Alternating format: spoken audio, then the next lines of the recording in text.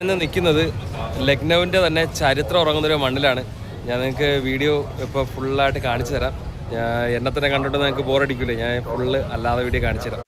1783 കാലഘട്ടത്തിൽ കടുത്ത ക്ഷാമത്തിനിടയുന്ന ജനങ്ങളെ രക്ഷിക്കാൻ വേണ്ടി തൊഴിലും വരുമാനവും നൽകാനാണ് ഈ വലിയ സമുച്ചയം നിർമ്മിച്ചത്. സാധാരണക്കാർ പകൽ സമയം കെട്ടിടം നിർമ്മിക്കുകയും പ്രഭുക്കന്മാരും വരേണ്ടവരും അത് രാത്രികാലങ്ങളിൽ പൊളിച്ച് നിർമ്മിക്കുകയും ചെയ്തിരുന്നു എന്നുള്ളൊരു കൗതുകമായ കഥ കൂടി ഇതിന്റെ പിന്നിലുണ്ട്.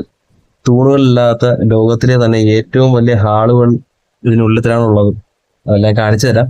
ലഗോരി ഇഷ്ടികകളും ശർക്കര പയർവർഗ്ഗങ്ങൾ, നെല്ല് എന്നിവ ഉപയോഗിച്ചാണ് ഇതിന്റെ നിർമ്മാണം പൂർത്തീകരിച്ചിരിക്കുന്നത്. ഇവിടെയുള്ള ചുവരുകൾക്ക് ഒരു പ്രത്യേകതയുണ്ട്. അതെന്താണെന്നല്ലേ, ഇവിടുത്തെ പുറത്ത് നിന്ന് നമ്മൾ സംസാരിച്ചു കഴിഞ്ഞാൽ അത് ദൂരെയുള്ള ആൾക്കാർക്ക് വരെ കേൾക്കാൻ പറ്റും. അത് വ്യക്തമായിട്ടാണ് കേൾക്കാൻ പറ്റുന്നത്. നമ്മളിവിടെ നിന്ന് സംസാരിക്കുന്ന കാര്യങ്ങളൊക്കെ അവിടുത്തെ ചുവരുകളിൽ കാത് വെച്ചാൽ വളരെ വ്യക്തമായിട്ട് തന്നെ കേൾക്കാൻ പറ്റും. അതിന്റെ ടെക്നോളജികൾ ഇന്നും ആർക്കും കണ്ടെത്താൻ പറ്റിയിട്ടില്ല. ഇതൊക്കെ പണ്ടുള്ള ആൾക്കാരുടെ ഒരു കഴിവ് തന്നെയാണ്. ഇവിടെ നിന്ന് കണ്ടു കഴിഞ്ഞാൽ മനസ്സിലാവും. ക്യാമറയിലൂടെ നിങ്ങൾക്ക് എത്രത്തോളം അത് വ്യക്തമായിട്ട് മനസ്സിലാവുന്നു എന്ന് എനിക്കറിയത്തില്ല. പക്ഷെ ഒരു പ്രത്യേകത, ഈ ഫ്രണ്ടിൽ തന്നെ ഒരു പള്ളിയുണ്ട് ഇവിടെ തന്നെ. അതൊക്കെ ഇതിന്റെ ഒരു ഭംഗിനെ ഇതാക്കുന്നതാണ്.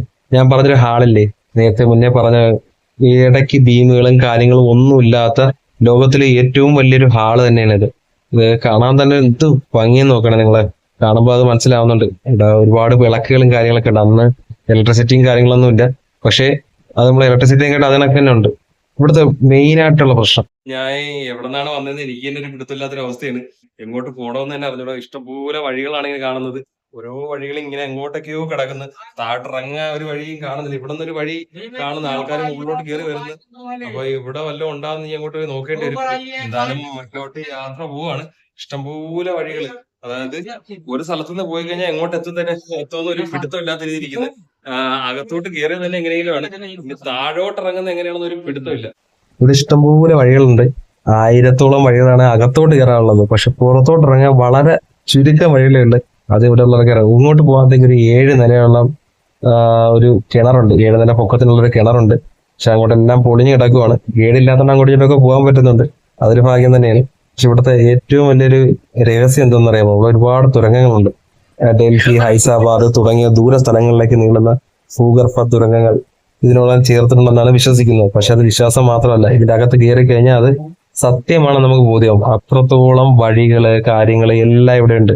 നിങ്ങൾക്ക് ഇത് കണ്ട് വീഡിയോ കാണുമ്പോൾ എത്രത്തോളം മനസ്സിലാവുന്നു. ഞാൻ 1 മണിക്കൂർ കൊണ്ട് ഇതിന്റെ അകത്ത് കിടന്ന് കറങ്ങുവാണ്.